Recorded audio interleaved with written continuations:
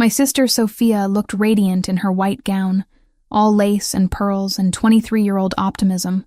I watched from my assigned seat at table 12. The family overflow section, tucked near the kitchen doors where the catering staff rushed past with trays of champagne I couldn't afford to drink. The Grand Marquis Ballroom in downtown Chicago was everything a wedding venue should be. Crystal chandeliers, marble floors, floor-to-ceiling windows overlooking the city lights. The kind of place that whispered old money and new beginnings. Security had already been paged from the front desk. The badge check had flagged him, and 2 guards were on their way. I'd left Lily with Camilla 3 hours ago, my 5-year-old daughter's disappointed face still fresh in my mind. She'd wanted to come, to wear the burgundy dress we'd found at the thrift store, to see Aunt Sophia get married. But Camilla, my best friend and lifesaver, had convinced me otherwise. Formal weddings and kindergartners didn't mix well. Better to keep Lily home where she could watch her favorite movies, and avoid the family scrutiny that would inevitably fall on me. The scrutiny had started the moment I walked through the doors at 7:30. Alone, 28 years old, single mother, wearing a dress I'd bought 2 years ago that still looked decent if you didn't examine the hem too closely. My cousin Vanessa had swept past me in the receiving line, her designer maternity gown showing off a 7-month pregnancy that she wore like a crown. Her husband, my ex-husband, had given me a nod so brief it barely qualified as acknowledgement. Tyler, the man who'd walked out when the pregnancy test came back positive, who'd married my wealthy cousin 6 months later, who now stood across the ballroom looking like he'd never made the biggest mistake of his life. Meanwhile, I worked 12-hour shifts at Ann and Robert H. Lurie Children's Hospital of Chicago, came home to a daughter who asked why she didn't have a daddy, and tried not to calculate how many extra shifts I'd need to cover next month's rent. "Jessica, darling, you came alone?" My mother's voice carried that particular tone that managed to sound concerned and disappointed simultaneously. She'd appeared at my table during the cocktail hour, my father trailing behind her with the same uncomfortable expression he always wore when forced to acknowledge his daughter's failures. "We'd hoped you might bring someone. There are several eligible men here from the Martinelli family. You remember them, don't you? They own that restaurant chain." "I'm fine, Mom." I'd forced a smile I didn't feel. "Lily sends her love to Sophia." "Oh, yes. The baby." My mother's use of the word baby for my 5-year-old daughter spoke volumes. "Camilla's watching her, I assume. Such a shame you can't afford a real nanny." They'd moved on before I could respond, circulating among guests who actually mattered. Family who'd made something of themselves. My older sister Lauren and her surgeon husband. Cousins with graduate degrees and stock portfolios. And then there was me, the pediatric nurse who'd dropped out of med school when she got pregnant, who lived in a 1-bedroom apartment in a neighborhood that was optimistically described as up and coming. I tapped 911 and left the line open in my pocket, letting the dispatcher triangulate while the building's doorman was alerted by a neighbor's text. Giovanni begged me not to formalize a report yet, not until we knew which faction would retaliate fastest. Dinner had been interminable. 7 courses of food I barely tasted while conversations swirled around me. The couple to my left discussed their vacation home in Aspen. The woman across from me showed off an engagement ring that probably cost more than I made in 6 months. I smiled and nodded and wondered if anyone would notice if I left early. Then came the dancing. The DJ announced the couple's first dance, and Sophia floated across the floor in her new husband's arms. My parents danced next, looking every bit the proud family. Lauren and her husband joined them. Even my younger cousins paired off, laughing and spinning under lights that cast everything in soft focus. Outside the windows, clouds had gathered over Chicago's skyline. The weather forecast had promised clear skies all weekend, but nature had other plans. Thunder rumbled in the distance, barely audible over the music. Within minutes, water began streaming down the glass in sheets, turning the city lights into abstract streaks of color. "May I have this dance?" Tyler's voice behind me made every muscle in my body tense. I turned to find him standing there alone, Vanessa presumably taking a bathroom break, or holding court somewhere with her gaggle of admirers. "No, thank you." I kept my voice level. Professional. The same tone I used with difficult parents in the pediatric ward. "Come on, Jess." For old time's sake. He was using that boyish charm that had worked on me once upon a time. before I'd realized charm was all he had to offer. We can be adults about this. We are being adults. I'm declining your invitation.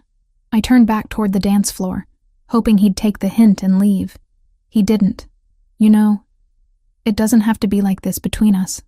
I know I made mistakes, but Tyler, I stood, suddenly exhausted by the entire charade. Go back to your pregnant wife. Dance with her. Leave me alone. My pregnant wife who's carrying my legitimate child, he said. And there it was, the cruelty that lurked beneath his charm. Unlike the mistake that cost you your medical degree, I should have slapped him, should have caused a scene, should have done anything other than stand there while he walked away, rejoining Vanessa, who'd appeared at the edge of the dance floor. She looked at me across the room, one hand on her rounded belly, and smiled a victor's smile. The music shifted to something slower, more romantic. Couples filled the floor, swaying together while the storm outside matched the one building in my chest. I sank back into my chair at table 12 and tried very hard not to cry in front of 200 people who already pitied me. That's when I noticed him. He stood near the bar, apart from the crowd, but somehow commanding attention anyway. Tall, maybe 6'3", with dark hair cut short, and a body that suggested he spent serious time in a gym. His suit was black and perfectly tailored, the kind of quality you didn't find in department stores. But it was his face that held my attention. Sharp cheekbones. A jaw that could have been carved from stone. And eyes that, even from across the ballroom, seemed to see straight through every defense I'd spent years constructing. He was watching me. Not subtly. Not with the passing curiosity of a stranger at a wedding. He was studying me with an intensity that should have made me uncomfortable, but instead sent a completely different kind of shiver down my spine. I looked away first, heat rising in my cheeks. When I glanced back, he was speaking with someone from the groom's family. I recognized the older Martinelli brother who owned several Italian restaurants throughout Chicago. They exchanged a few words, and then the stranger began moving through the crowd, toward me. My first instinct was to run, to grab my clutch and make some excuse about checking on Lily. But something kept me frozen in my seat at table 12 while he crossed the ballroom with the confidence of someone who'd never been told no in his entire life. He stopped at my table. Up close, he was even more striking. Those eyes I'd noticed from across the room were light brown, almost amber in the chandelier light. A thin scar marked his chin on the right side, barely visible but somehow adding to rather than detracting from his appeal. He smelled expensive. Cedar and something darker I couldn't name. You've been sitting alone all evening, he said. His voice carried a slight accent that made me think of old movies and Italian villas. That seems like a waste. I'm fine, I managed, though my pulse had picked up speed. Thank you for your concern. I don't think you are fine. He pulled out the chair beside me without asking permission and sat down. The movement was fluid, practiced. I think you're miserable, and trying very hard not to show it. The observation was so accurate it stole my breath. You don't know anything about me. I know you came alone to a family wedding where everyone else is paired off. I know that man who approached you earlier said something that made you want to disappear.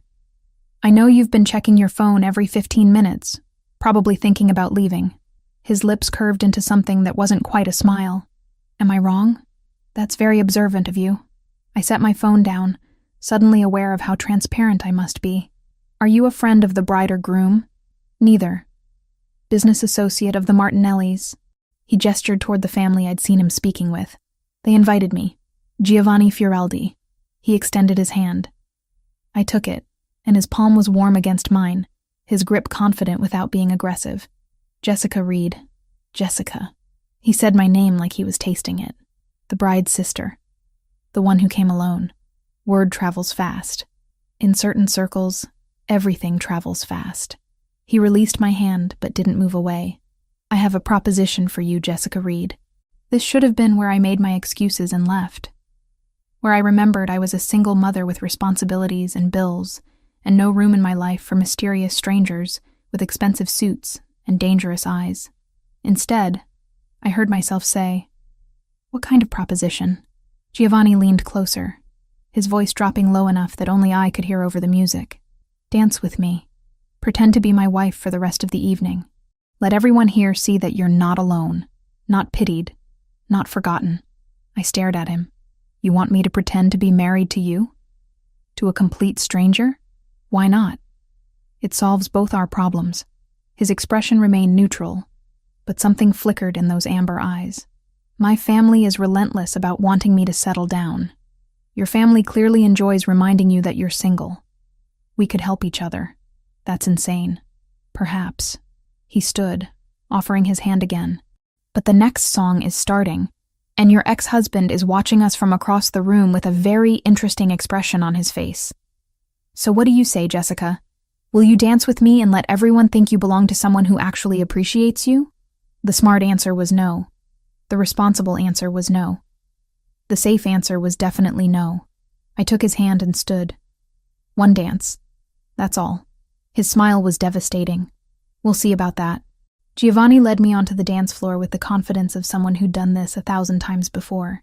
His hand settled at the small of my back, warm through the thin fabric of my dress, while his other hand clasped mine with surprising gentleness. For a man built like he could break things without effort, his touch was remarkably controlled. You dance well, I said as we began moving to the music. He moved like someone who'd been trained, each step precise and effortless. My mother insisted on lessons when I was young. She believed a man should know how to lead properly. Something flickered across his face when he mentioned her. She passed away 2 years ago. Cancer. I'm sorry. The words felt inadequate, but they were all I had. She would have liked you. Giovanni's amber eyes met mine. She had strong opinions about women who could stand on their own feet, who didn't need a man but chose one anyway. Is that what you think I'm doing? Choosing you? I couldn't help the slight edge to my voice. We just met. This is pretend. For now. His hand pressed slightly more firmly against my back, guiding me through a turn. But pretend has a way of becoming real when two people are honest about what they want. I should have pulled away. Should have reminded him this was temporary. A single dance to save face in front of people whose opinions shouldn't have mattered. Instead, I found myself moving closer, drawn by the warmth of him, and the way he looked at me like I was worth looking at. The song shifted into another slow melody. Around us, couples continued swaying. I caught glimpses of familiar faces watching us with varying degrees of surprise. My mother's eyebrows had climbed toward her hairline. Lauren looked intrigued rather than judgmental for once. And Tyler was staring from his position near the bar with an expression I couldn't quite read. Your ex-husband is very interested in our dance, Giovanni observed quietly. How do you know he's my ex? The way he looked at you when he approached earlier. Like he owned something he'd thrown away and suddenly wanted back now that someone else was picking it up. Giovanni's jaw tightened fractionally. Men like that are predictable. You don't know anything about him. I know he abandoned you when you needed him most. I know he married your cousin out of spite or convenience. And I know he's not worth the tears you've been holding back all evening. Giovanni's voice remained level, but steel ran beneath the calm surface. Am I wrong about any of that? I opened my mouth to argue, then closed it. You're very presumptuous. I prefer observant. He guided me through another turn. And I'm right, aren't I? Being right doesn't give you the right to say whatever you want. No, but being honest does. We danced in silence for a moment before he spoke again. I apologize if I've overstepped. It's a fault of mine. I see problems and I want to fix them. I'm not a problem that needs fixing. No. You're a woman who deserves better than what life has dealt her recently. His thumb traced a small circle against my back, the gesture unconscious and somehow intimate. Let me give you that. Just for tonight. The song ended. Applause rippled through the ballroom.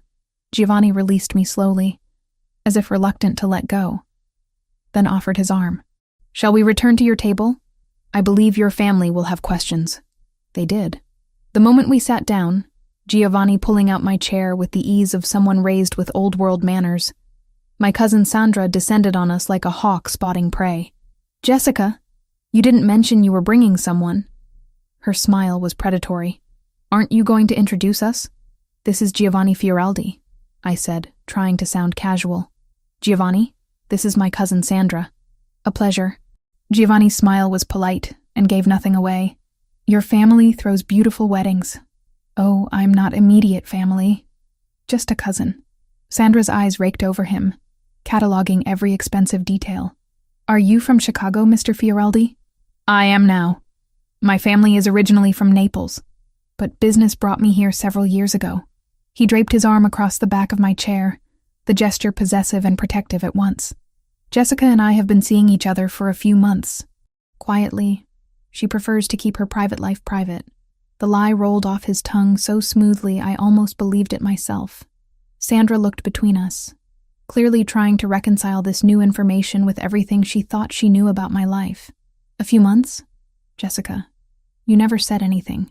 Like Giovanni mentioned, I prefer privacy." I reached for my water glass, needing something to do with my hands, especially after everything with Tyler. Sandra nodded knowingly. "Of course. That must have been so difficult. But it looks like you've landed on your feet." She leaned closer, lowering her voice to what she probably thought was discreet. "He's gorgeous. Where did you two meet?" "The hospital," Giovanni answered before I could stumble through my own lie. "My business partner's son was admitted to the pediatric ward. Jessica was his nurse. She saved his life with her quick thinking during a complication." He looked at me with such apparent affection that my breath caught. "I asked her to coffee to thank her. She said no 3 times before finally agreeing." "That sounds like Jessica." Sandra laughed. "Always so serious." More family members approached throughout the evening. Giovanni handled each interrogation with the same effortless charm, weaving details into our fake relationship that sounded entirely believable. He remembered everything I'd told him during our dance and incorporated it seamlessly. When my aunt asked about my daughter, he knew Lily's name and age without hesitation, mentioned her love of drawing and how bright she was for 5 years old. "You're very good at this," I murmured, when we finally had a moment alone. The reception had moved into the later hours, guests loosening up as the alcohol flowed and the dancing grew less formal. "At lying?" Giovanni's mouth curved. "It's a necessary skill in my world." "What world is that exactly?" "You said business, but you never specified what kind." "Import and export, among other things." His hand found mine on the table, fingers lacing through mine. "I own several restaurants throughout Chicago. The Martinelli family supplies some of our ingredients through their connections. That's why I was invited tonight." "Restaurants?" I studied his face, looking for tells. "That's it? Would you prefer if I said I was something more dangerous?" His thumb traced circles on my palm. "Would that make this more exciting for you?" "This isn't about excitement." I tried to pull my hand away, but he held firm. Not aggressive, just insistent. "This is about getting through one evening without being the family charity case." "You're not a charity case, Jessica. You're a woman who works 12-hour shifts taking care of sick children, who raises a daughter alone, who still manages to look beautiful even when you're exhausted and surrounded by people who don't appreciate you." His voice dropped lower. "That's not charity. That's strength." The intensity in his gaze made my skin flush. Before I could respond, a presence loomed over our table. I looked up to find Tyler standing there, Vanessa notably absent. "Can we talk?" Tyler's eyes were on me, pointedly ignoring Giovanni. "Outside, just for a minute. I don't think... It's fine." Giovanni released my hand and stood. "I need to speak with the Martinellis anyway." "Take your time." He walked away before I could protest, leaving me alone with the man who'd broken every promise he'd ever made to me. Tyler sat in Giovanni's vacated chair, his cologne overwhelming in its familiarity. "Who is that guy?" Tyler demanded without preamble. "And don't give me the hospital story. That's obviously bullshit." "Why would it be bullshit?" "I work at a hospital. People meet there all the time." "Because you would have mentioned him.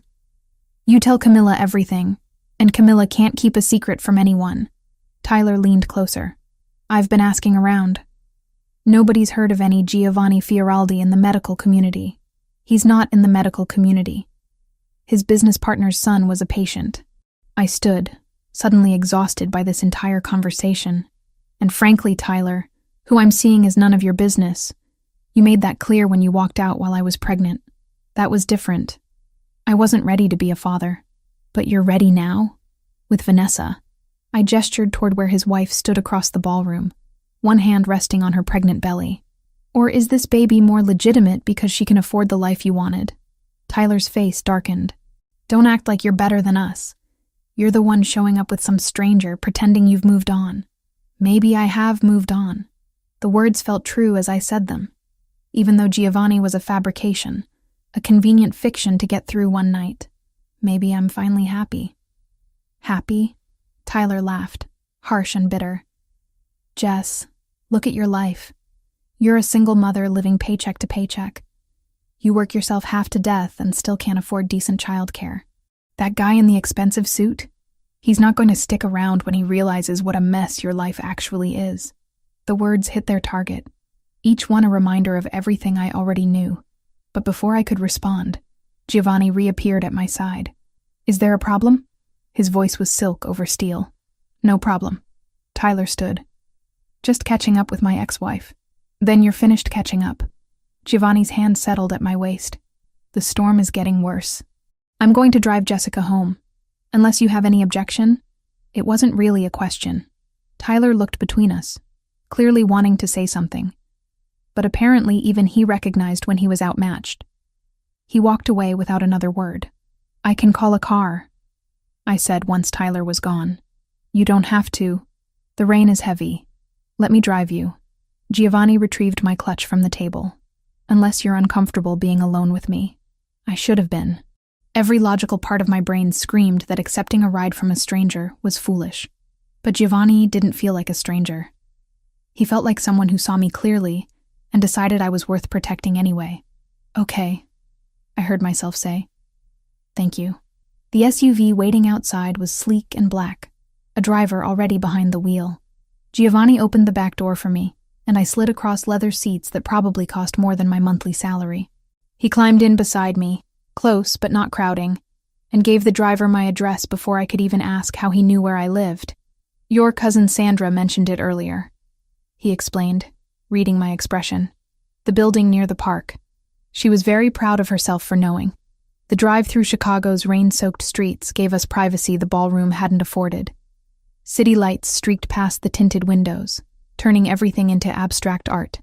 Thank you, I said finally. For tonight. For what you did. It was mutually beneficial. Giovanni turned to face me, his features half in shadow.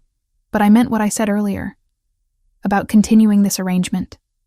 For a few weeks, until your family stops asking questions, and mine stops pressuring me about marriage. That's insane. You said that before. And yet you agreed to dance with me. His hand found mine in the darkness between us. Think about it practically, Jessica. You need breathing room from family expectations. I need the same. We can help each other. By lying to everyone we know. By giving ourselves space to exist without constant judgment. He squeezed my hand gently. A few weeks, that's all. After that, we can stage a quiet breakup. No one gets hurt. Everyone gets relief. I knew I should say no. Knew this was a terrible idea that could only end badly. But sitting in that car, still feeling the ghost of his hand at my back from our dance, I found myself considering it. I have a 5-year-old daughter, I said finally. She can't know about this. I won't confuse her with fake relationships. Agreed. This stays between adults. And if either of us wants out, we walk away. No drama, of course. Giovanni reached into his jacket and withdrew a business card. Think about it. Call me if you decide you want to take me up on the offer. The car pulled up to my building. Giovanni walked me to the door despite the rain, waited until I was inside, then returned to his vehicle. I watched from the lobby as the SUV disappeared into Chicago's stormy night. The card in my hand felt heavier than it should. I should throw it away. Should forget the whole evening and go back to my normal life of 12-hour shifts and mounting bills and family dinners, where I was everyone's favorite example of what not to do. Instead, I tucked the card into my clutch and headed upstairs, already knowing I was going to make a terrible decision. Monday morning arrived with the sharp buzz of my alarm at 6. I dragged myself out of bed after 3 hours of restless sleep, my mind still replaying Saturday night in fragments. Giovanni's hand at my back, the way Tyler's face had darkened when he saw us together. That business card, burning a hole in my wallet where I'd tucked it despite every logical reason to throw it away.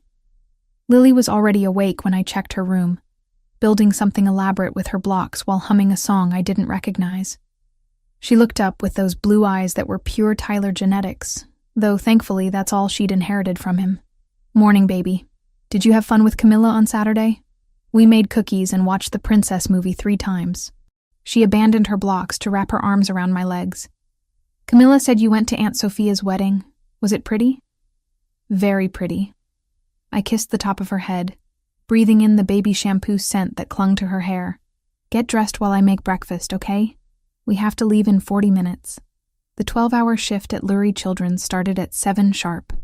I dropped Lily at her kindergarten program by 6:30, then fought Monday morning traffic to reach the hospital with 3 minutes to spare. The pediatric ward welcomed me with its familiar chaos of beeping monitors, worried parents, and the antiseptic smell that had become as common as breathing. My phone started buzzing before I'd even finished morning rounds. Text after text from family members who'd apparently spent their Sunday discussing my mysterious appearance at the wedding with a man none of them had known existed. My cousin Sandra. "Call me ASAP, need details about Giovanni." Lauren. "Mom is losing her mind. Who is he? Why didn't you tell anyone?" Even my mother, who barely texted, had sent a terse message. "We need to talk about Saturday night. Your father and I are very concerned." I silenced my phone and shoved it into my scrubs pocket. Whatever fallout was coming from Saturday's performance could wait until I wasn't responsible for keeping small humans alive.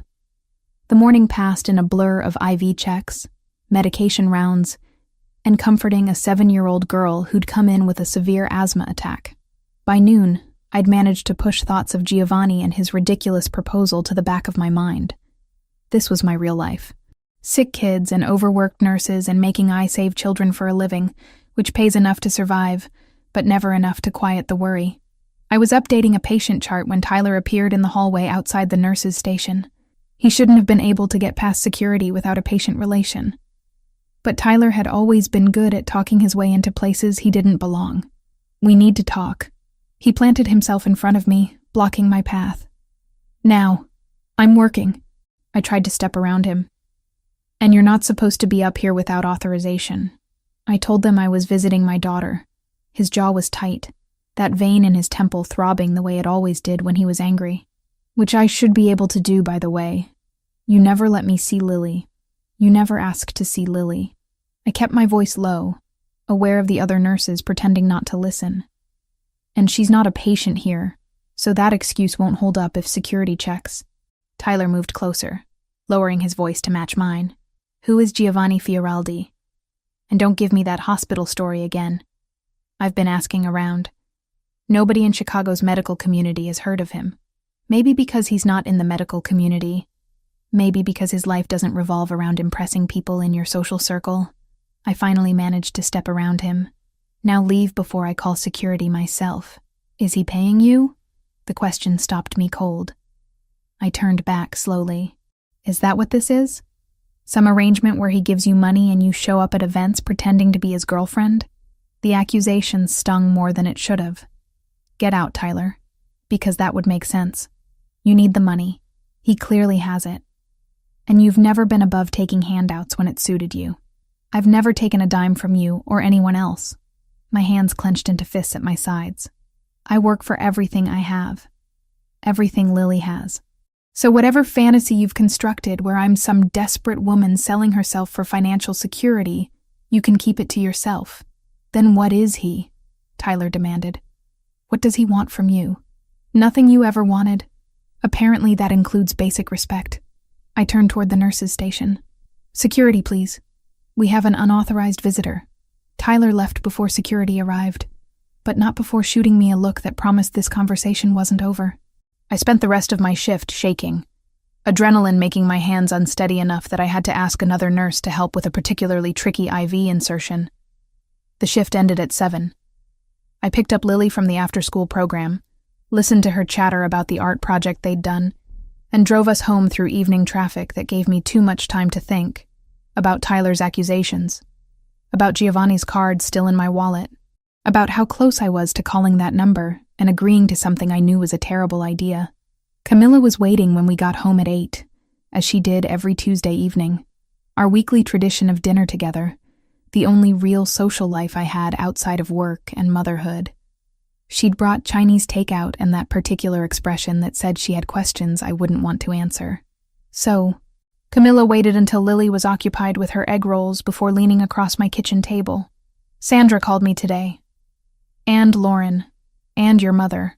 All wanting to know if I knew about this Giovanni person you're apparently dating. I'm not dating him. I pushed lo mein around my plate without eating it. It was one night. A favor. We danced at the wedding and pretended to be together so my family would stop treating me like the resident failure. A favor. Camilla's dark eyebrows climbed toward her hairline. Jess. Nobody does favors like that for strangers. What does he want? He wants his family to stop pressuring him about getting married. I want my family to stop pitying me. It was mutually beneficial. Was. Is. I corrected myself, then immediately regretted it. Maybe. He suggested we continue the arrangement for a few weeks, just until everyone stops asking questions. Camilla sat back in her chair. This is insane. You know this is insane, right? I'm aware. I finally met her eyes, but you weren't there Saturday night. You didn't see the way everyone looked at me, or the way Tyler acted like he had any right to an opinion about my life. For one evening, I felt like someone who mattered. Is that really so terrible? Not terrible. Just dangerous. Camilla reached across the table to squeeze my hand. Promise me you'll be careful. Promise me if this guy turns out to be bad news, you'll walk away. I promise.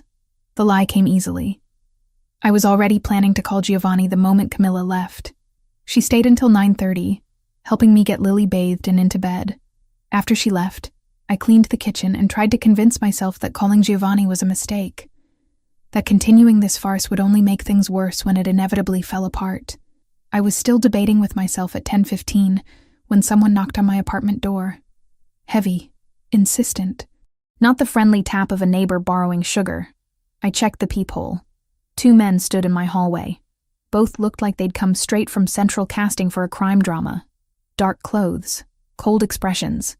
One had a tattoo creeping up his neck that I could see even through the fisheye lens. Jessica Reed.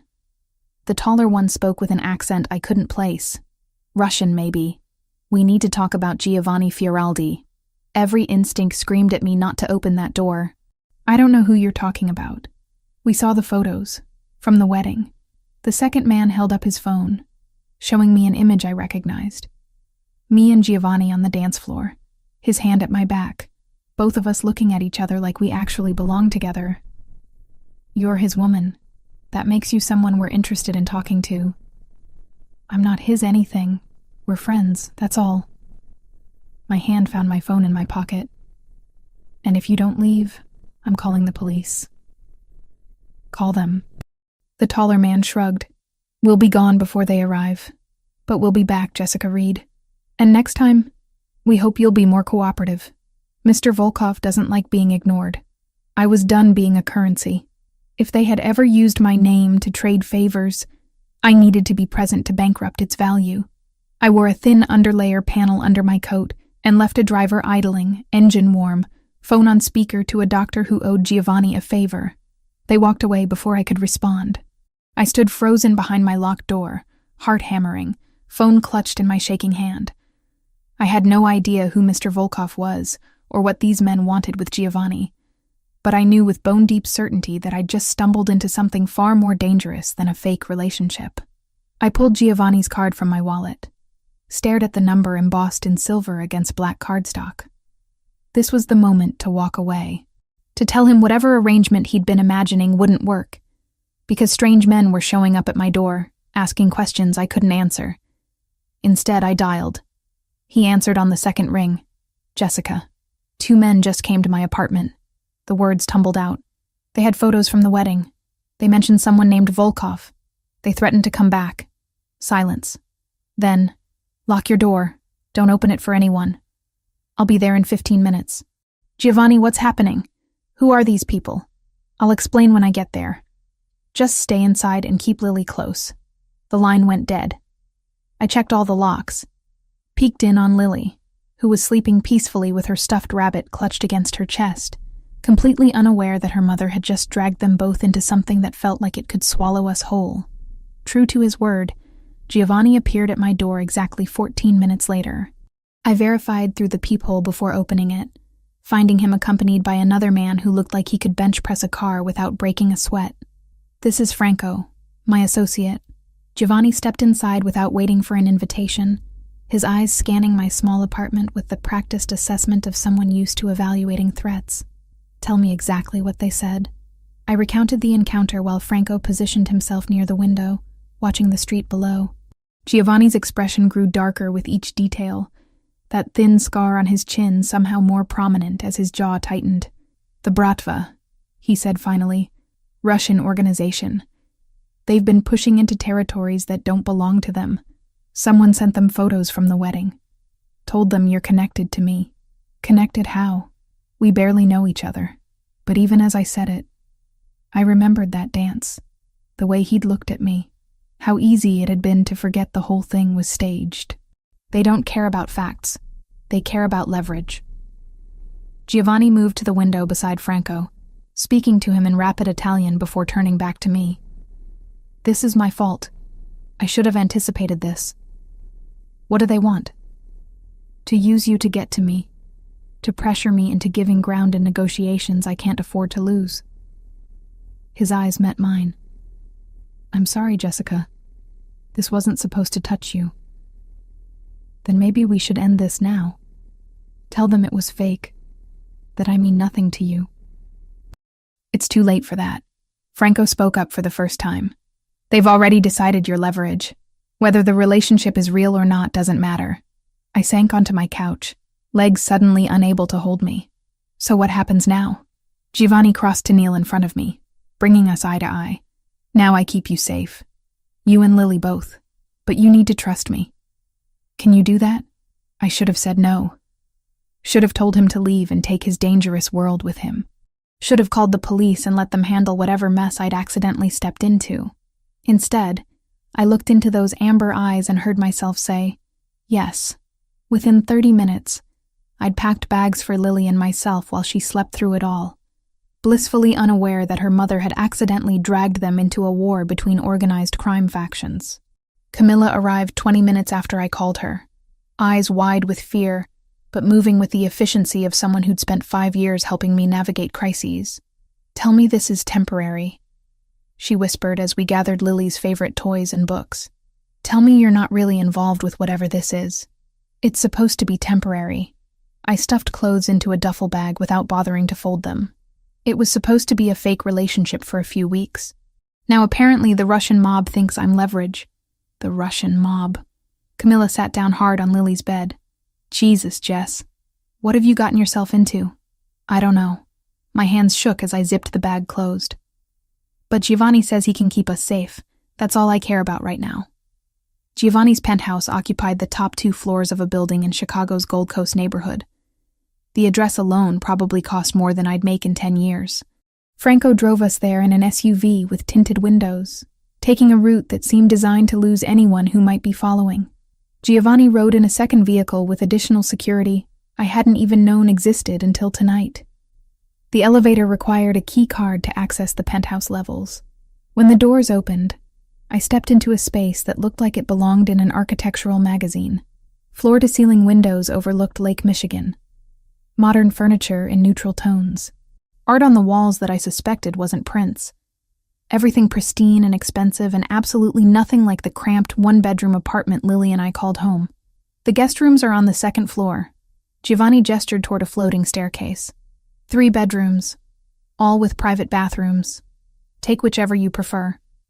Camilla, there's a room for you as well." "I'm staying too?" Camilla looked between us. "Until we're certain the threat has passed, yes." Giovanni's tone left no room for argument. "Anyone connected to Jessica is potentially at risk. That includes you. How long are we talking? Days? Weeks?" I adjusted my grip on the bag containing Lily's things. "I have to work. Lily has school. We have lives that don't stop just because—" "I've already arranged coverage for your shifts at the hospital." Giovanni cut me off gently. "Called in a favor with the hospital administrator. You're on paid family emergency leave for the next 2 weeks. Lily's school has been notified that she's dealing with a family situation. A private tutor will come here daily to ensure she doesn't fall behind. You had no right to do that without asking me." I had every right to keep you alive. His amber eyes held mine. This is my world, Jessica. My rules. And my rules say we don't take chances with civilians who get caught in crossfire because of decisions I made. Lily stirred in my arms, making a small, sleepy sound. Giovanni's expression softened immediately. Let's get her settled. We can argue about my overreach in the morning. The bedroom he led us to was easily twice the size of my apartment's living room. A king bed dominated one wall, dressed in linens that probably had a thread count I couldn't fathom. An ensuite bathroom featured a shower with multiple heads and a soaking tub. Lily's eyes opened briefly as I laid her on the bed, taking in the unfamiliar surroundings with the confused acceptance of a 5-year-old woken in the middle of the night. Where are we? She mumbled. At a friend's house, baby. We're having a sleepover. I brushed hair from her forehead. Go back to sleep, okay? She was out again within seconds, clutching her stuffed rabbit.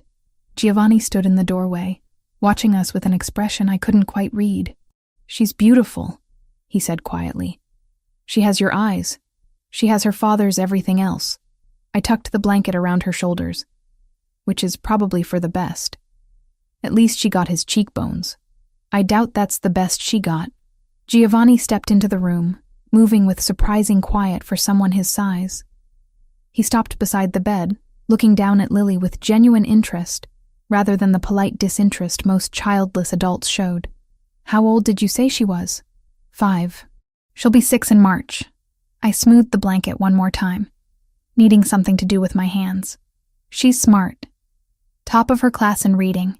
Loves drawing and dinosaurs and asking questions I don't always know how to answer. Like what? Like why her daddy doesn't come see her? Or why some kids have 2 parents and she only has 1. The words came out rougher than I intended. She stopped asking as much after Tyler got remarried. I think even at 5, she understood that ship had sailed. Giovanni's jaw tightened. He's a fool. He's a lot of things. Fool is probably the kindest. We stood there in silence, watching Lily sleep. It felt strangely intimate, this shared vigil over my daughter, like we were partners in her protection rather than strangers thrown together by circumstances neither of us had planned. I should let you rest. Giovanni moved toward the door. If you need anything, there's an intercom system. Just press the button and someone will respond. Giovanni. I stopped him before he could leave. Thank you for all of this. I know I don't fully understand what's happening or why, but thank you for keeping her safe. Something flickered in his eyes. I'll always keep her safe, Jessica. Both of you. That's a promise. The next 3 days blurred into a surreal existence that felt nothing like my real life. I woke Wednesday morning to find Lily already up and exploring the penthouse with the fearless curiosity of childhood. Camilla was in the kitchen making breakfast while Giovanni conducted a meeting via phone in his study, speaking rapid Italian that sounded both beautiful and vaguely threatening. A pediatrician arrived at 10 to give Lily a complete checkup. I stood by, reflexively ready to intervene, but the doctor was gentle and thorough, and clearly accustomed to working with anxious mothers. Giovanni appeared halfway through the exam, asking intelligent questions about Lily's vaccination schedule and whether her recent cold had fully resolved. You remember I mentioned a cold? I asked after the doctor left, giving Lily a clean bill of health. You told me she'd missed school 2 weeks ago because of it. At the wedding. Giovanni handed Lily a tablet loaded with educational games. I pay attention when people tell me things, Jessica. Thursday brought the private tutor, a cheerful woman named Mrs. Patel, who had Lily reading and practicing math within minutes. Giovanni sat in on part of the lesson, then surprised both of us by helping Lily with a drawing project afterward.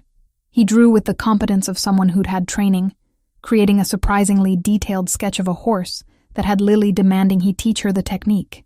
My mother insisted on art lessons, he explained, guiding Lily's small hand to show her how to shade properly. She believed a well-rounded education included beauty as well as business. I watched from the kitchen where Camilla and I were pretending to discuss meal planning while actually observing Giovanni with my daughter, the way he crouched to her level when speaking to her, how he praised her efforts without condescending, the patience he showed when she asked the same question 3 times in different ways. He's good with her, Camilla murmured. Surprisingly good. I know. That scared me more than the Russian mob somehow. because Lily was already asking when we'd visit Mr. Giovanni's house again, already drawing pictures that included a tall man with dark hair standing beside us, already filling a father-shaped hole I'd tried for 5 years to pretend didn't exist. The sexual tension I'd felt at the wedding intensified with proximity. Giovanni worked from home those 3 days, conducting business from his study while I tried to occupy Lily and avoid dwelling on how aware I was of him in every room. The way he moved, how he smelled like cedar and expensive soap. The timbre of his voice when he spoke Italian on the phone, passionate and commanding in ways that made my skin flush. We'd have dinner together each evening, the 4 of us around his massive dining table. Giovanni would ask Lily about her day, listen with genuine interest to her rambling stories about the tutor and the games she'd played with Camilla. Then, after Lily went to bed, we'd sit on his terrace overlooking the lake and talk about things that had nothing to do with fake relationships or Russian threats. He told me about his mother, Sophia, who died when he was 33, how cancer had stolen her slowly, giving him months to say goodbye but never enough time, how she'd made him promise to find someone who challenged him, who wouldn't just accept his world, but would push him to be better within it. She would have liked you, he said Thursday night, our 3rd evening on the terrace. She had strong opinions about women who stood on their own feet, who worked for what they had. She came from nothing, you know. Married my father when she was 19 and turned herself into the kind of woman who could hold her own in his world. What world is that? I'd been wanting to ask since Tuesday night. You keep referring to your business, but you've never actually told me what you do. Giovanni took a long sip of the wine he'd been nursing. I own restaurants. 4 locations throughout Chicago, all Italian cuisine. That much is true and legal. But I also oversee operations that aren't listed on any business license, territory that my father secured and I've maintained, arrangements with other organizations that keep Chicago running smoothly for those who know where to look. Your Mafia. It wasn't a question. I prefer to think of it as community organization with flexible ethics. His mouth curved slightly. But yes, if you need a simple label. My family has been involved in Chicago's less legitimate operations for 3 generations. The restaurants are real. Everything else lives in the shadows. And the Russians want those shadows for themselves. They've been pushing into territories that traditionally belong to Italian families, testing boundaries, using violence where my father would have used negotiation. He set down his wine glass. I'm trying to maintain peace. They see that as weakness. Friday afternoon, Franco appeared in Giovanni's study where I'd been reading while Lily napped. His expression was grim. We've identified the leak, he said without preamble. The source of the photos. The one who told the Bratva about Jessica. Giovanni stood from behind his desk. Who? Her cousin, David Reed. He's been working with the Russians for 6 months, feeding them information about families they might leverage. When he saw the wedding photos on your aunt's social media, Jessica, he recognized an opportunity. My stomach dropped. David? My cousin David? Franco nodded. He told the Bratva about your relationship with Giovanni, even mentioned that it started as a pretense. But Dmitry Volkov, their leader, decided you were still useful leverage regardless. Where is David now? Giovanni's voice had gone cold. That's the other problem. The Russians have him. They're holding him as insurance. If we move against them, they'll kill him to send a message. I sat down heavily. David. Stupid, gambling-addicted David who never could hold a job. Who'd asked to borrow money at Thanksgiving and gotten angry when I'd said no. Who apparently sold out his own family to criminals to cover whatever debts he'd accumulated. We can't just leave him there, I heard myself say. Even if he's an idiot, he's still family. He put you and Lily at risk. Giovanni's expression was unreadable. Family doesn't end where loyalty begins, Jessica. Maybe not, but it doesn't end where stupidity begins either. I looked up at him. What would your mother have wanted you to do? The question landed. Giovanni's jaw worked for a moment before he turned to Franco. Set up a meeting with Volkov. Tell him I want to discuss terms. That's exactly what he wants, Franco warned. I know, but we're going to give it to him anyway. Giovanni's eyes met mine. Because apparently, I'm developing a conscience at the worst possible time. The warehouse sat in Chicago's industrial district, close enough to the water that I could smell the lake even through the SUV's filtered air. Friday evening had turned cold. clouds hanging low and threatening rain that hadn't quite started falling. Giovanni sat beside me in the back seat, his presence both comforting and terrifying in equal measure. "You don't have to come inside," he said for the third time since we'd left the penthouse. "Franco and I can handle this. They used me as leverage. I should be there when you negotiate my freedom." I checked my phone, seeing the message from Camilla confirming Lily was asleep and asking when I'd be home. Home. Like the penthouse had become that in just 5 days. Besides, you said it yourself. Your mother would want you to show them I'm not just some pawn they can manipulate. My mother would have a lot of opinions about this situation. Giovanni's hand found mine in the darkness, most of them involving Italian phrases I shouldn't repeat in front of you. Try me. I worked in a hospital for 3 years. I've heard worse. The warehouse came into view. Concrete and rust. Windows covered with grime thick enough to block any view of the interior. 2 black sedans were already parked outside, their occupants leaning against the vehicles with the casual menace of men who'd done violence and expected to do more. Franco exited the SUV first, scanning the area with practiced efficiency before nodding to Giovanni. We stepped out into air that tasted like metal and old grease. One of the Russian men opened the warehouse door, gesturing us inside without speaking. The interior was exactly what I'd expected from every crime movie I'd ever seen. Empty space. Shipping containers stacked along the walls. Overhead lights that barely cut through the shadows. And in the center, a folding table with 3 chairs. 2 men sat on one side. The younger one I recognized from Tuesday night. The man who'd come to my apartment with photos and threats. The older man had to be Dmitry Volkov. Late 50s, gray hair cut military short, eyes that held the kind of cold I associated with men who'd learned cruelty young and perfected it over decades. Mr. Fioraldi. Volkov's English carried a thick accent but remained clear. "You brought your woman. How American of you. Jessica wanted to be here." Giovanni pulled out the chair on our side of the table for me before sitting.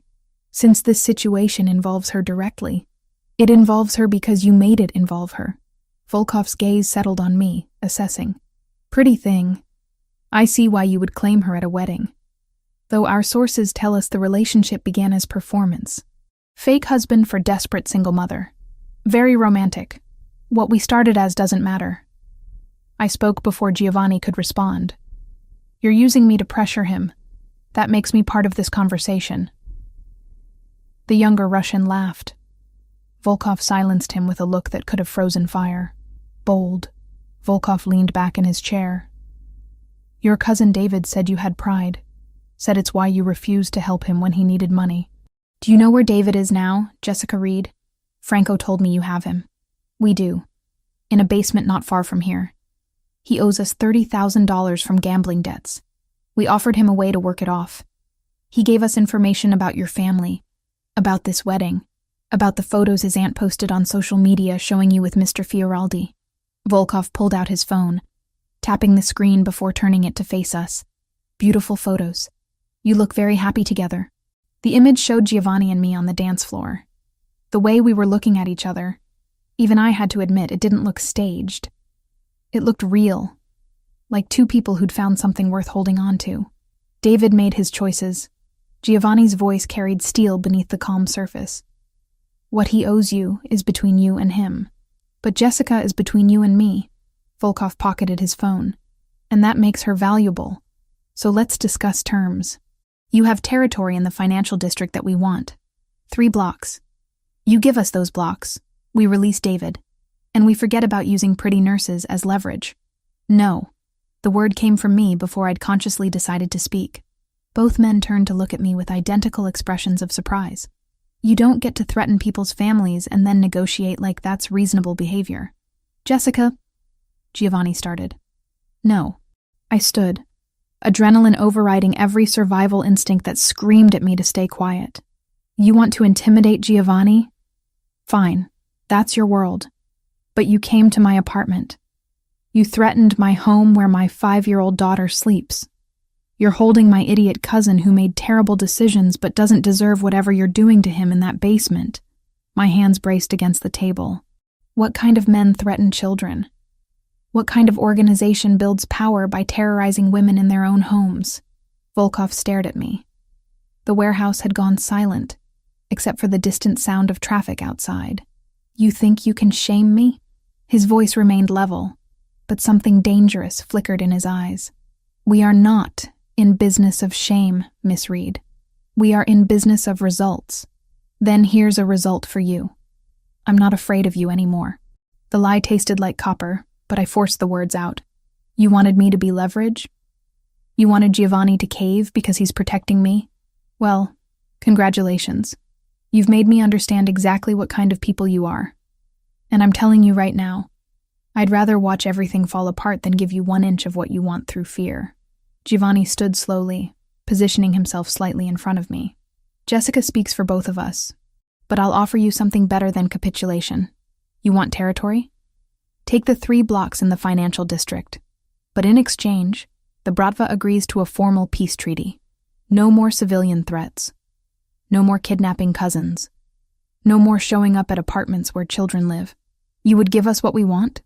Volkov looked between us, clearly trying to find the trap. I would give you something I was already planning to phase out. Those 3 blocks are scheduled for major redevelopment. Commercial property values are about to tank when the city announces the new zoning laws next month. Giovanni's expression remained neutral. You want them? Take them. Deal with the headache of managing them when they become worthless. Meanwhile, we establish clear boundaries. You stay on your side. We stay on ours. And civilians remain off-limits for both organizations. Volkov was quiet for a long moment. Then he looked at me again. Your woman has courage. Foolish courage, but courage nonetheless. He stood. We accept your terms. 3 blocks. Peace treaty. Civilians are off-limits. He extended his hand to Giovanni. And for what it's worth, Mr. Fioraldi, if this relationship truly started as performance, I suggest you make it real. Women who speak truth to power are rare. My wife was one. I was smart enough to keep her. The handshake happened quickly. Terms were agreed upon with the efficiency of men who understood how these arrangements worked. David would be released within the hour, deposited at a hospital with instructions not to contact his family for 6 months. The 3 blocks would transfer to Bratva control by the end of the week. We walked out of that warehouse into air that had started spitting rain. I made it to the SUV before my legs gave out, adrenaline crash hitting like a physical blow. Giovanni caught me, guiding me into the back seat before sliding in beside me. That was either the bravest or stupidest thing I've ever witnessed, Franco said from the front seat as we pulled away. I'm still deciding which. Both, I managed. Definitely both. You stood up to Dmitry Volkov. Giovanni turned to face me. Do you understand how rare that is? How few people have ever spoken to him that way and lived to tell about it? I wasn't thinking about living. I was thinking about Lily sleeping in your penthouse, about David being tortured in a basement, about how tired I am of men with power deciding who gets hurt and who gets protected. My hands shook. I'm a pediatric nurse, Giovanni. I save children for a living, which pays enough to survive, but never enough to quiet the worry. He kissed me. One moment I was spiraling into panic, and the next his mouth was on mine. Hot and demanding and tasting like everything I'd been trying not to want since Saturday night. His hand cupped my jaw, thumb tracing my cheekbone while his other arm wrapped around my waist, pulling me closer across the leather seat. I kissed him back, poured 5 days of tension and fear and unexpected connection into it. His lips moved against mine with a confidence that suggested he knew exactly what he was doing, and my body responded with an enthusiasm that should have embarrassed me, given Franco was 3 feet away pretending very hard not to notice. When we finally broke apart, both breathing hard, Giovanni rested his forehead against mine. I've wanted to do that since you looked up at me from table 12 and agreed to dance, he said quietly. Since you stood in my penthouse holding your daughter and told me you didn't trust easily, but you'd trust me with her safety. Since you just stood in a warehouse and told a Russian mob boss that he couldn't threaten children in your city. Your city, I corrected. This is your world, not mine. Maybe. But you just proved you can stand in it without being swallowed. His thumb brushed across my lower lip. Jessica, this stopped being fake somewhere between Saturday and tonight. You know that, right? I did know. Had known since watching him draw horses with Lily, since he'd held my hand while talking about his mother, since I'd fallen asleep on his terrace listening to him speak Italian on the phone and feeling safer than I had in 5 years. "This is complicated," I whispered. "Everything worth having is complicated." He kissed me again, softer this time, a promise instead of a question. "Stay. Not because you're in danger. Not because of some arrangement we made at a wedding. Stay because you want to see where this goes when it's real." The SUV pulled up to the penthouse building. Franco cleared his throat quietly, a reminder that we had an audience and a 5-year-old waiting upstairs. "I have a daughter," I said.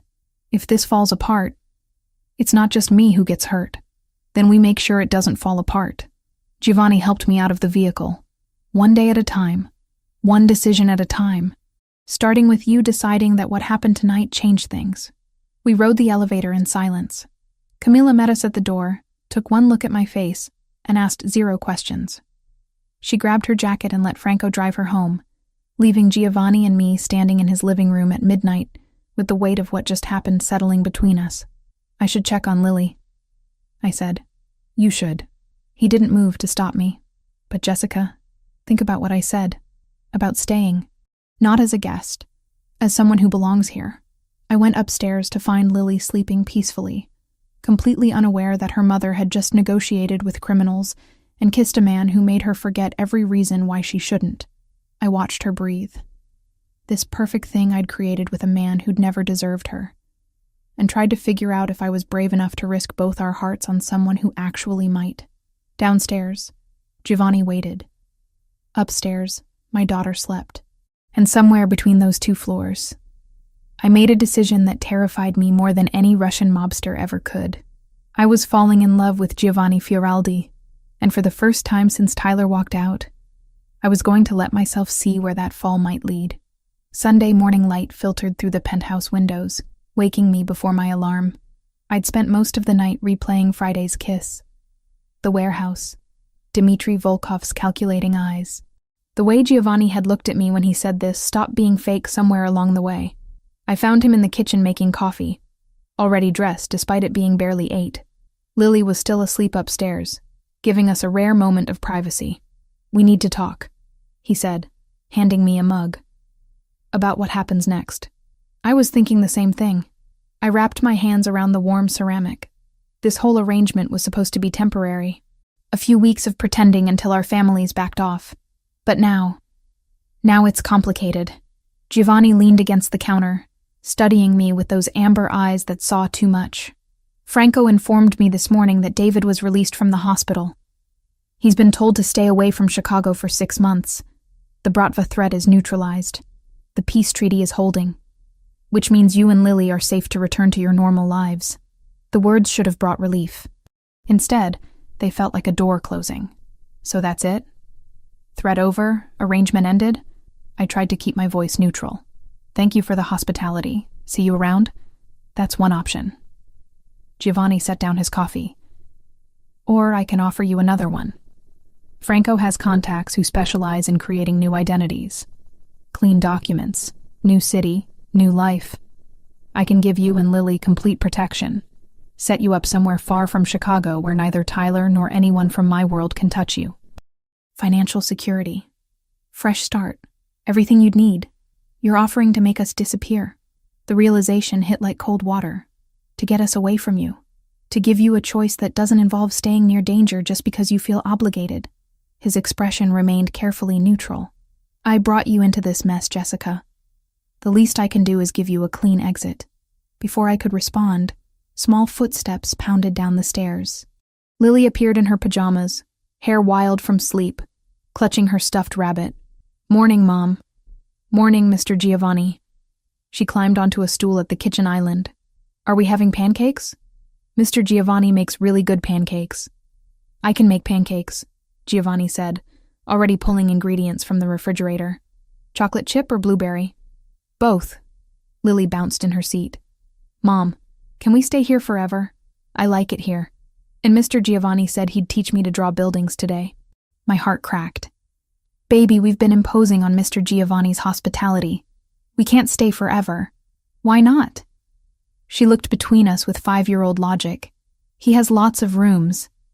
And he doesn't mind, do you, Mr. Giovanni? Giovanni met my eyes over Lily's head. I don't mind at all. Lily, sweetie, go wash your hands before breakfast, I said gently. She hopped off the stool and scampered toward the bathroom, leaving us alone again. She's already attached to you, I said quietly. That's exactly what I was afraid of. If we leave now, she'll ask questions I don't know how to answer. Then don't leave. Giovanni began mixing pancake batter with practiced efficiency. Stay. Figure out what this could be when it's not about protection or arrangements. When it's just about 2 people who might actually want to see where this goes. You run a criminal organization, Giovanni.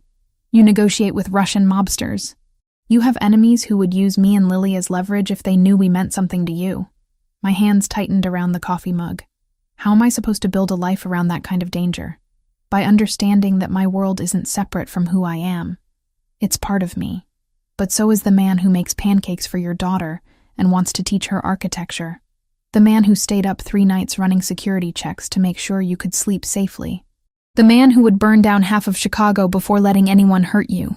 He poured batter onto the griddle. I'm not asking you to love the criminal. I'm asking if you can love the whole complicated mess of who I actually am. Lily returned before I could answer, chattering about the drawing lesson, and could she please have extra chocolate chips. We ate breakfast together like a family, and the domesticity of it terrified me more than any warehouse confrontation. Because this felt right, natural. Like we'd been doing this for years instead of days. After breakfast, I made a decision. I'm going to work tomorrow. Back to my regular shift at the hospital. Giovanni looked up sharply. That might not be wise. The treaty with the Bratva is new. We don't know. I need to do this, I interrupted. I need to prove to myself that I can have a normal life. That I'm not just hiding in your penthouse waiting for the next threat. If this is going to work, if we're going to work, I have to maintain some part of who I was before all this. He studied me for a long moment. Then you'll have a driver. And security at the hospital.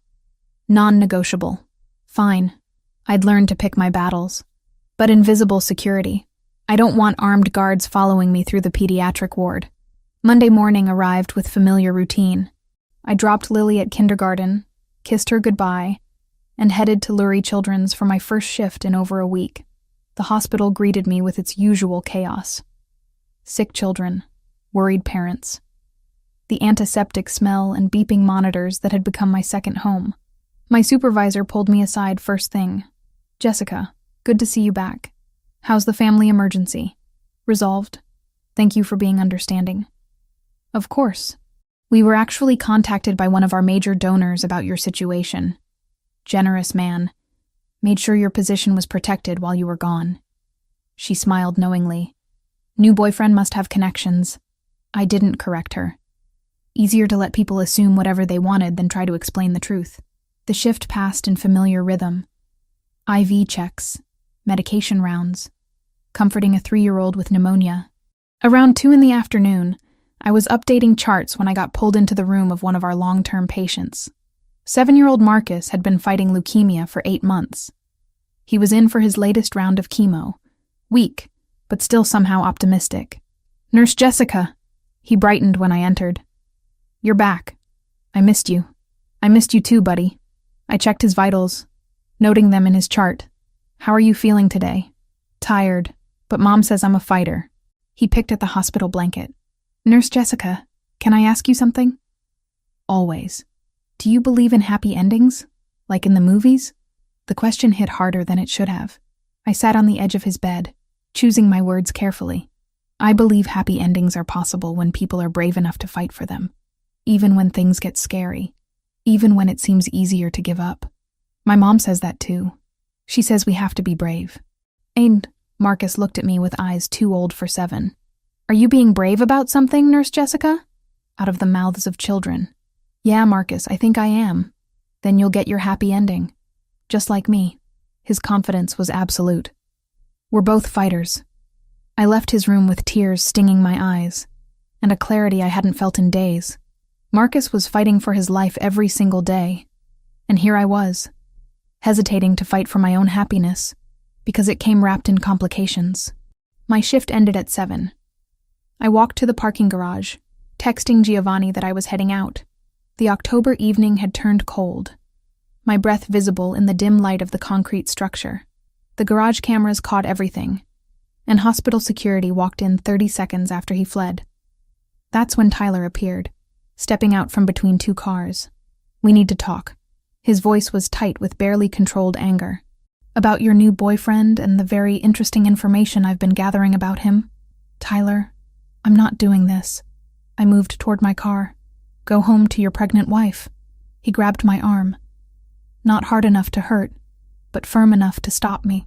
Giovanni Fioraldi owns 4 Italian restaurants, also suspected of running organized crime operations throughout Chicago's financial district. Did you know that? Or did you just see money and decide your morals were negotiable? Let go of me. I pulled my arm free. Who I date is none of your business. It is when you're exposing my daughter to criminals. Tyler stepped closer. That's right. She's still my daughter, even if you've done everything possible to erase me from her life. And I will not let you drag her into some mobster's world. Your daughter, rage I'd been suppressing for 5 years, erupted. You walked out when I was pregnant. You married my cousin. You've never asked to see Lily, never paid a dime of support, never showed the slightest interest in being her father. You don't get to suddenly care about her safety when it's convenient for your righteous indignation. I care enough to protect her from making the same mistakes you did, getting involved with the wrong kind of man, ruining your future. Tyler's face twisted with something ugly. I'm going to the police. I'm going to tell them everything I know about Fioraldi. And when he's arrested, I'm filing for custody of Lily, proving you're an unfit mother who exposes children to danger. Cold fear replaced anger. You can't do that. Watch me. Tyler turned to leave. Stay away from him, Jess, or lose everything. That won't be necessary. Giovanni's voice cut through the garage like a knife. He emerged from the shadows near the elevator, Franco beside him. Both men moved with the dangerous grace of predators who'd found prey. Tyler's face went pale. This is harassment. I'll call security. Please do. Giovanni stopped a few feet away, hands in his pockets, posture relaxed but eyes glacial. I'd love to explain to hospital security why you're threatening my girlfriend in a parking garage after grabbing her forcibly. I barely touched her. The security cameras will tell a different story. Franco gestured toward the corner where a camera was indeed positioned. Chicago takes assault seriously, even when it's an ex-husband who can't accept that he no longer has control. You can't threaten me. But Tyler's voice wavered. I'm not threatening you. Giovanni stepped forward. I'm informing you of consequences. Franco? Franco pulled an envelope from his jacket. Tyler James Mitchell. Inside, you'll find a very detailed accounting of your failure to pay child support for Lily Reed. 5 years of documented abandonment. A legal petition for full back payment plus interest, totaling approximately $43,000. And a restraining order that will be filed if you continue to harass Jessica. Tyler snatched the envelope. This is bullshit. I never agreed to pay support, because you abandoned them before she could file. Giovanni's voice was ice. But abandonment doesn't erase responsibility. My lawyer is very thorough. He's prepared to pursue this through every legal channel available. And trust me, Tyler, you don't want to go to war with someone who has better lawyers than you have excuses. You're threatening me with legal action? Tyler looked between them. I'll fight this. Please do. Giovanni smiled, and it was terrifying. Drag it through court. Let a judge examine your complete absence from your daughter's life. Let them see how you married Jessica's cousin 6 months after walking out on a pregnant woman. Let them decide who the unfit parent actually is. You can't. I can. And I will. But here's an alternative. Giovanni's voice softened fractionally. Walk away. Leave Jessica alone. Stop pretending you suddenly care about Lily after 5 years of complete indifference. Do that. And these documents never get filed. You go back to your life, and we never have this conversation again. The silence stretched. Tyler looked at the envelope, then at me, then back to Giovanni. Fine. He threw the envelope on the ground. Keep her. Keep both of them. But when this all falls apart, don't come crying to me. He walked away, footsteps echoing through the garage.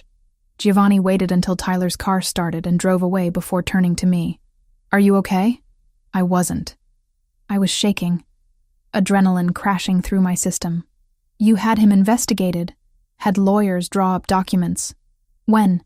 The moment I realized he was going to be a problem, Giovanni picked up the envelope Tyler had discarded. "I don't wait for threats to materialize, Jessica. I eliminate them before they can hurt people I care about. And what happens when the threat is you?" The words came out harsher than intended. "When your world is what puts Lily in danger, then I'll eliminate that threat too." His eyes held mine. "Even if that means eliminating myself from your life.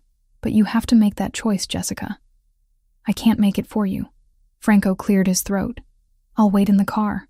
Give you two some privacy." We stood alone in the cold parking garage while I tried to figure out what I wanted, what I could live with, what risks were worth taking and which ones would break us. "Take me home," I said finally. "To the penthouse. We need to talk." Giovanni nodded, offering his arm. I took it, and we walked to his SUV together, while I tried to figure out how to explain that I'd already made my choice. And it terrified me more than any threat Tyler could ever pose. 2 weeks passed in a blur of new routines and careful negotiations between my old life and this new one we were building. I'd moved most of my clothes to the penthouse but kept my apartment, using it as a quiet space when I needed to think, or when Lily had playdates with school friends whose parents didn't need to know about the complicated man in our lives. Giovanni proved remarkably adaptable to the chaos of living with a 5-year-old.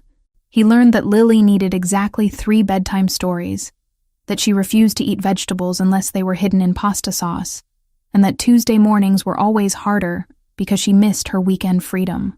He attended a parent-teacher conference with me, sitting in a chair designed for someone half his size, while Mrs. Rodriguez praised Lily's progress in reading. "She's a bright girl," the teacher had said, looking between us with obvious approval.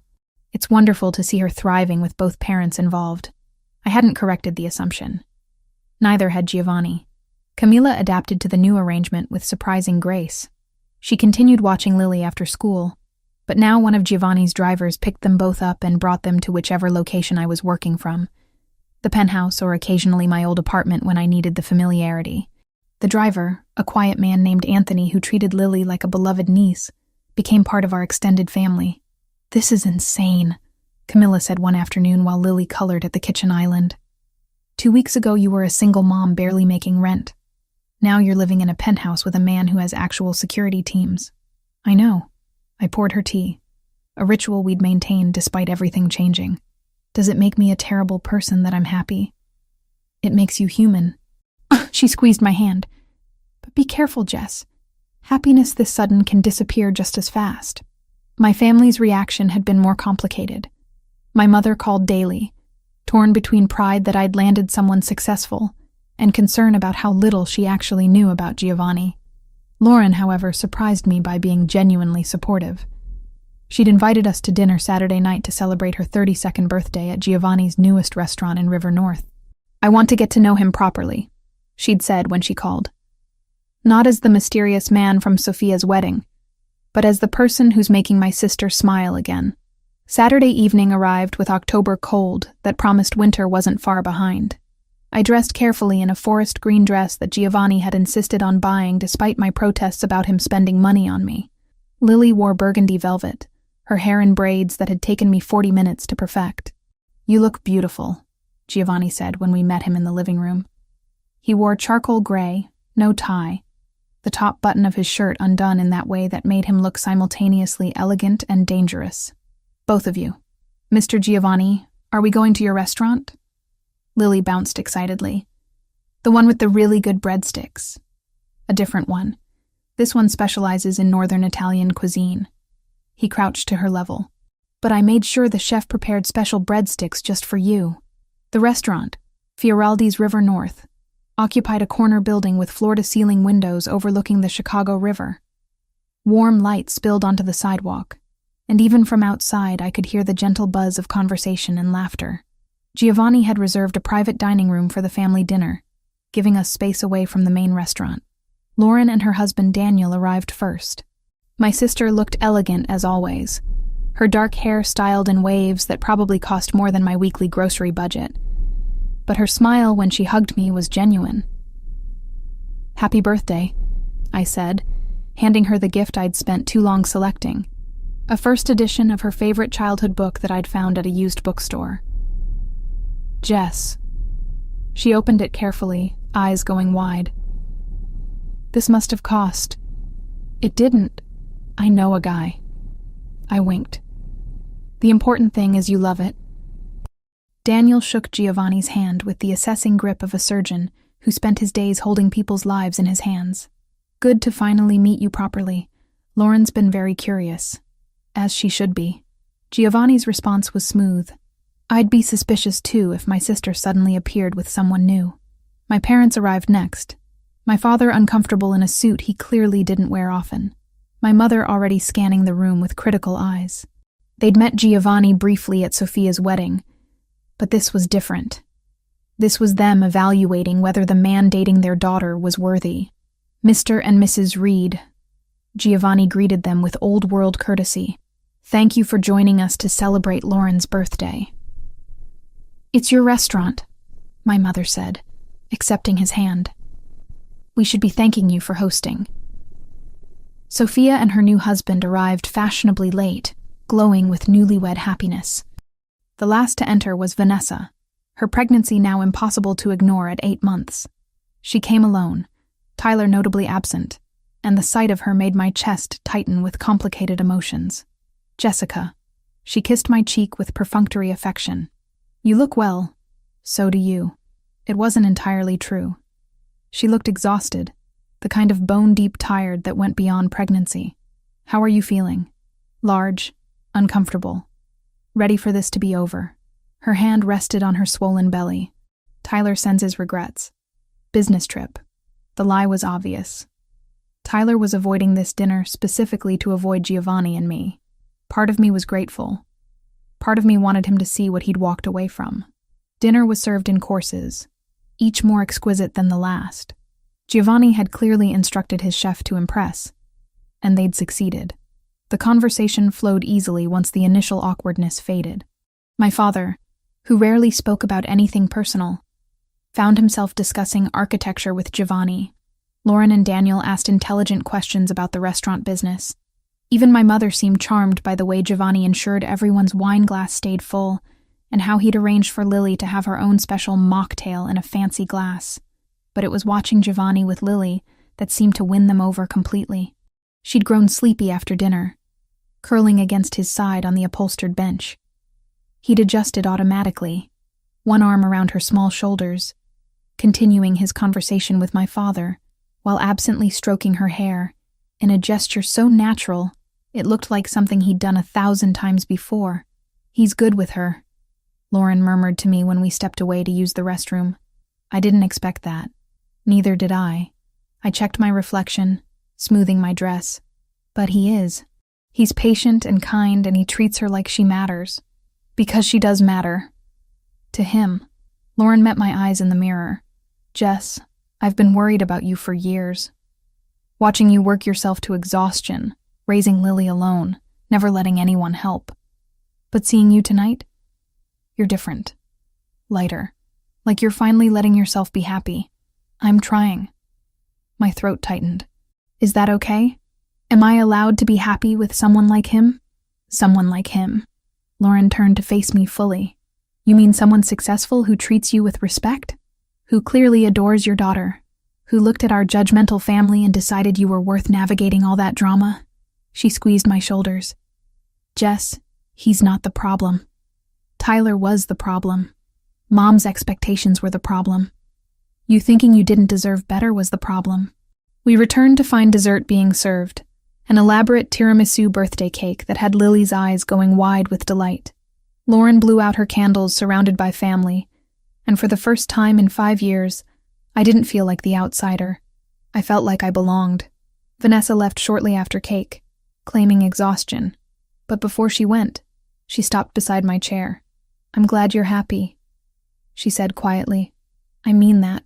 I thought I was taking something you wanted, but maybe you dodged a bullet. Tyler isn't—" She stopped, one hand pressed to her side. "He isn't what I thought he was. Vanessa, don't." She held up her hand.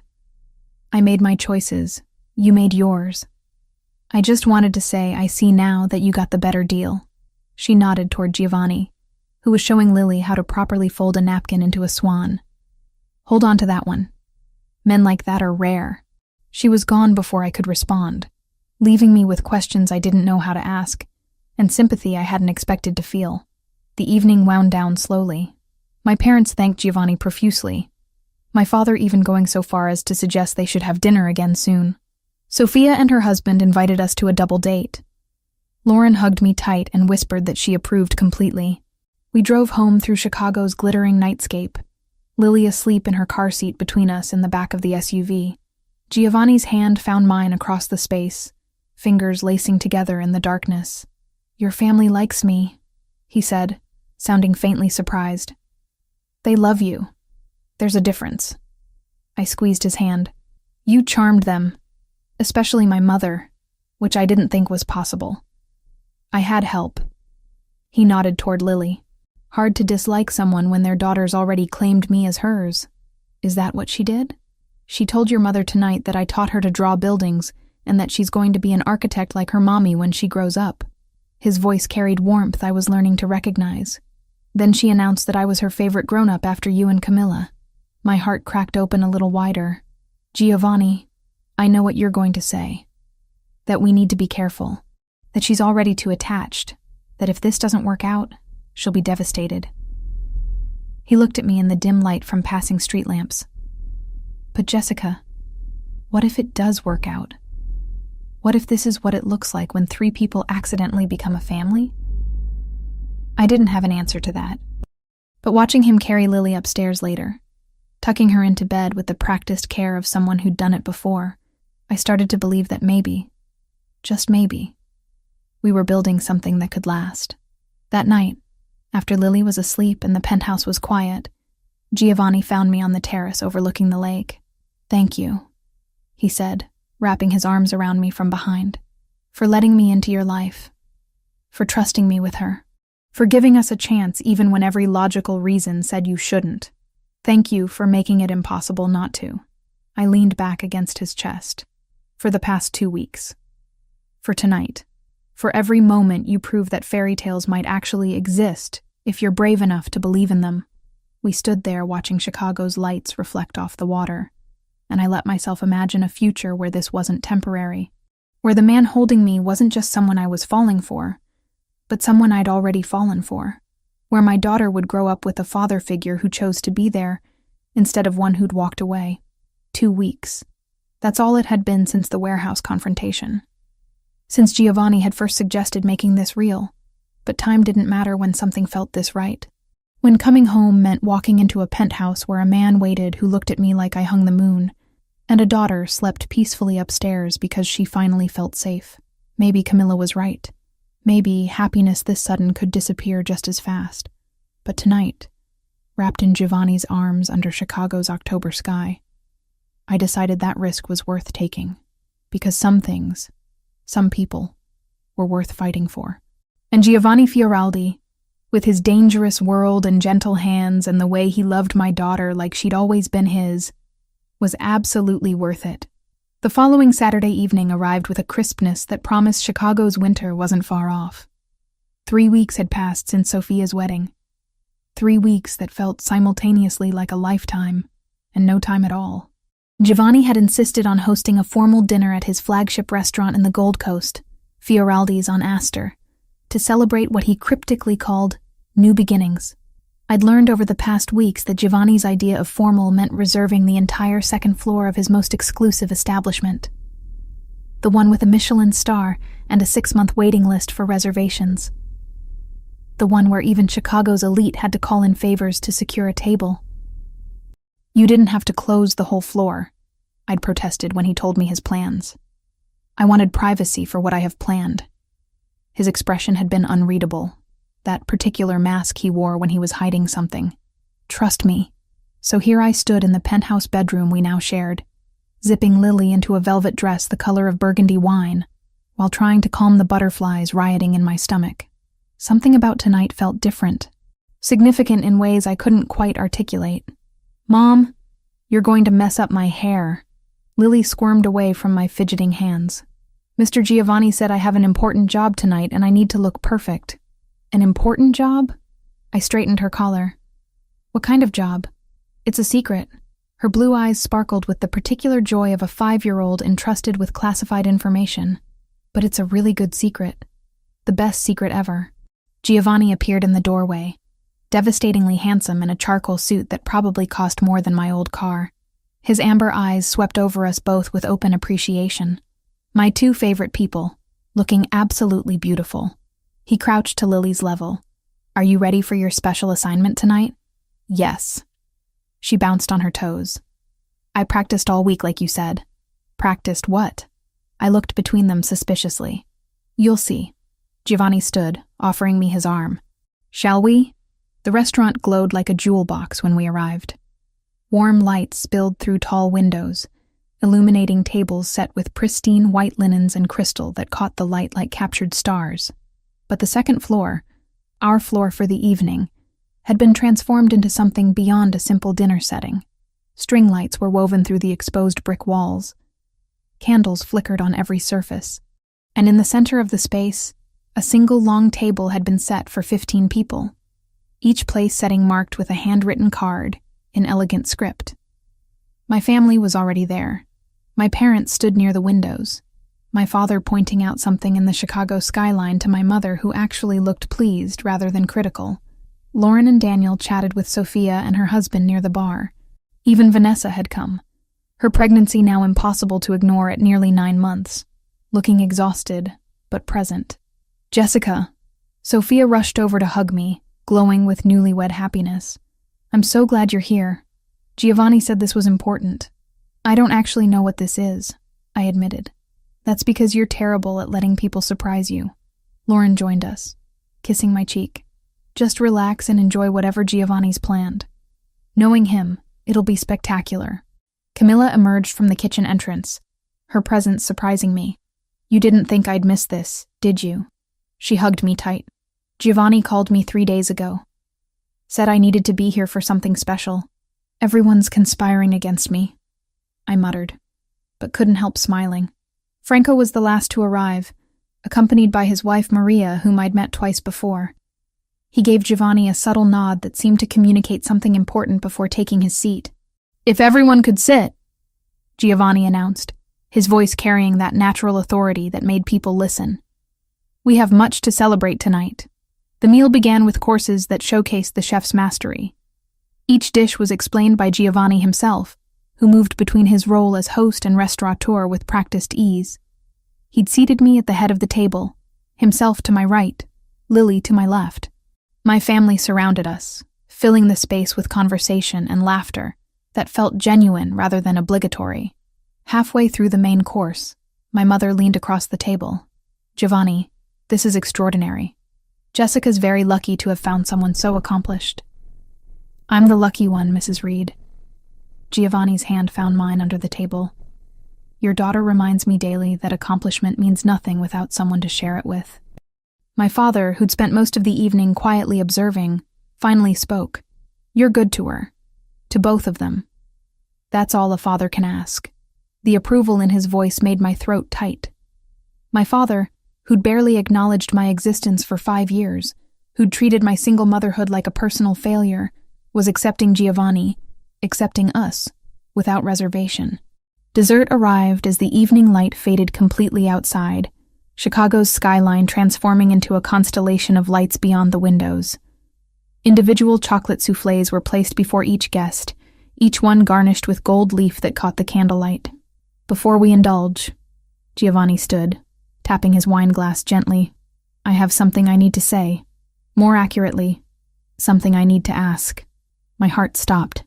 Around the table, knowing smiles appeared on faces that suggested everyone but me knew what was coming.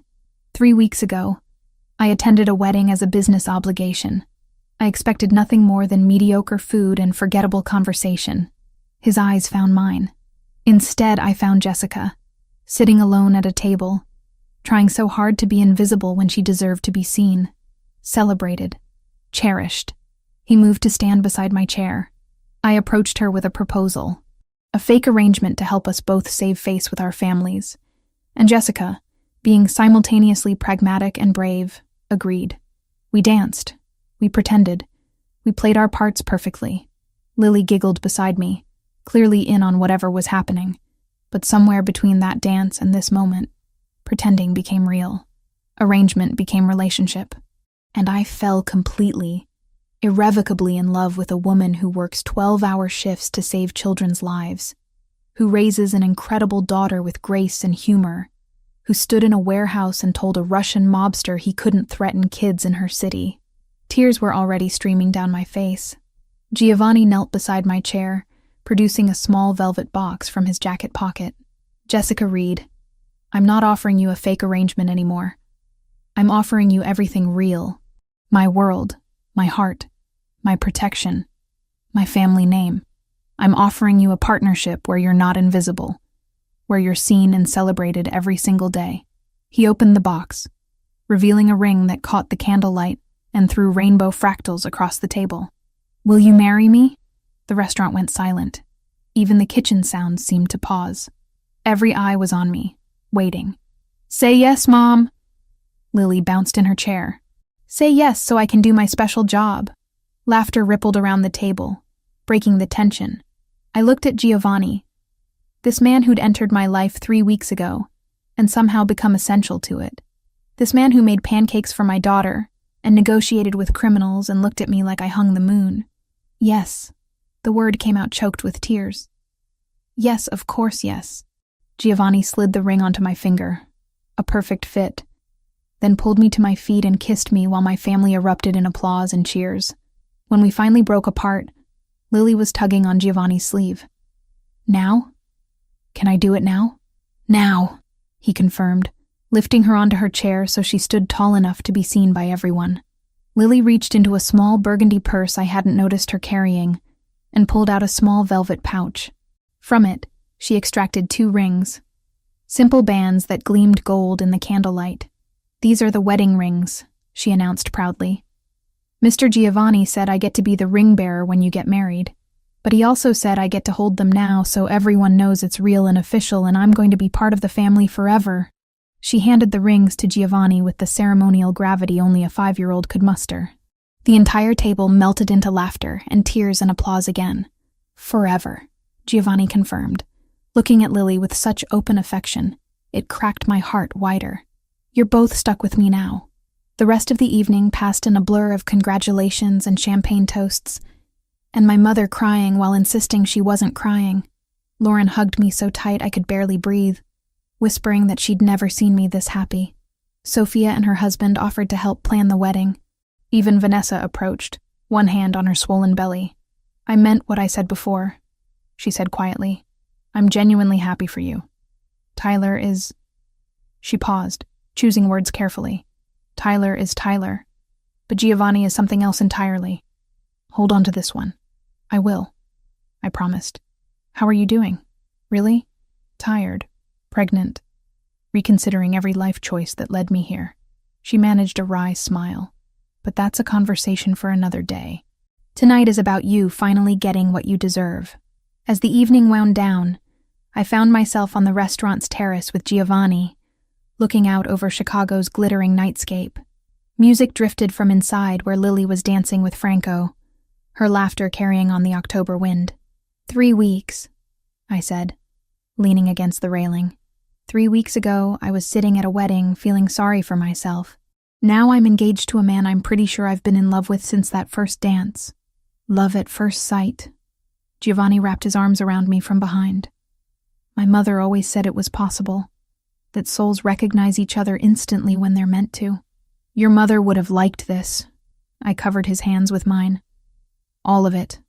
The chaos, the complications, the single mother with a 5-year-old daughter. She would have adored you. His voice carried warmth and sadness intertwined. And she would have reminded me that the best things in life are worth fighting for, even when, especially when, they're complicated. So what happens now? I turned in his arms to face him. We plan a wedding? Figure out how to merge my normal life with your complicated one? Explain to Lily that her new stepfather runs restaurants and also has very serious meetings with very serious people? We take it one day at a time. He kissed my forehead. We build something real from the pretend foundation we started with. We prove that fairy tales can exist even in worlds that aren't supposed to have them. Music shifted inside. The DJ Giovanni had apparently hired for the evening started playing the same song that had been playing at Sophia's wedding, the one we'd danced to that first night when this had all been fake. "Dance with me," Giovanni said, offering his hand just like he had 3 weeks ago at table 12. One more time. But this time, for real. I took his hand. We moved back inside where our families waited, where Lily spun in circles with Camilla, where my parents watched with actual happiness in their eyes, where everyone who mattered had gathered to celebrate something that had started as pretend and become the most real thing in my life. Giovanni pulled me onto the dance floor. His hand settled at my back in that same spot it had found 3 weeks ago. But this time, there was no pretense. No arrangement. No fake relationship to help us save face. This time, it was just a man who'd seen me when I felt invisible, and a woman who'd learned that sometimes the best things in life come wrapped in complications you never expected. "I love you," I whispered against his chest as we swayed to music and laughter and the sound of my daughter's joy. "I love you both," he replied. "My family, my home, my everything." 3 weeks. That's all it had taken for my entire world to transform. For a fake husband at a wedding to become the real partner I'd spend my life with. For a man I'd barely known to become the father my daughter deserved. And standing there in Giovanni's arms, surrounded by everyone who mattered, I finally understood what the cards might have shown if I'd been a tarot reader instead of a nurse. That sometimes, the universe puts exactly the right person in your path exactly when you need them most. That love doesn't follow timelines or logic or any of the rules we think it should. That sometimes, pretending to be someone's wife for one night can lead to actually becoming his wife for a lifetime. And that was the best kind of magic there was.